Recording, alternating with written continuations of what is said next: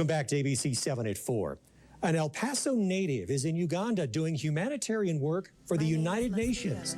Leslie Velez works with the UN Refugee Agency, and she joins me now from Uganda. Leslie, thank you for taking the time to talk with me. First of all, tell me about the mission of the UN Refugee Agency. Well, thank you very much for having me on. So let me first start by saying that, with refugees, people have always been on the move. They continue to be on the move all over the world. So the UN Refugee Agency is about making sure that these families are actually protected, identified, and provided with, basic services and support that they need in order to rebuild their lives. Yeah? So, we're not about open borders. We're definitely not about promoting migration. Actually, on the contrary, no one chooses to be a refugee. So we're simply on the ground in the middle of emergencies trying to save lives. So how did you become involved in this? What in your background led you to this role? It was El Paso.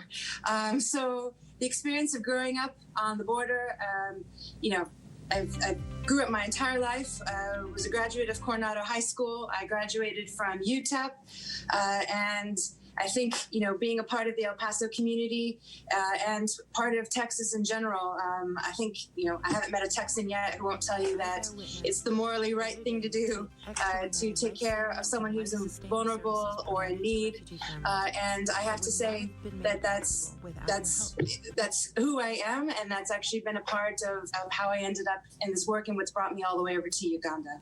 Well, how long have you been in Uganda, and do you have a specific focus while you're there? Yes, so I've been in Uganda for, 3 years now, and Uganda hosts 1.4 million refugees from the neighboring countries that are experiencing a lot of unrest. So making sure, especially now during times of COVID, making sure that everyone is safe, protected, sheltered, and times, 2020 has not been easy on this side of the world either.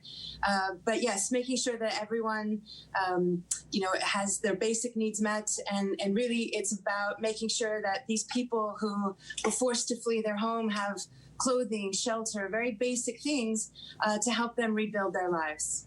How much of an issue has COVID been there in Uganda? It's been an issue. Actually, we're now experiencing a wave nationwide, and for the refugees in particular, we're very concerned to make sure that they are able to still receive a lot of the basic services.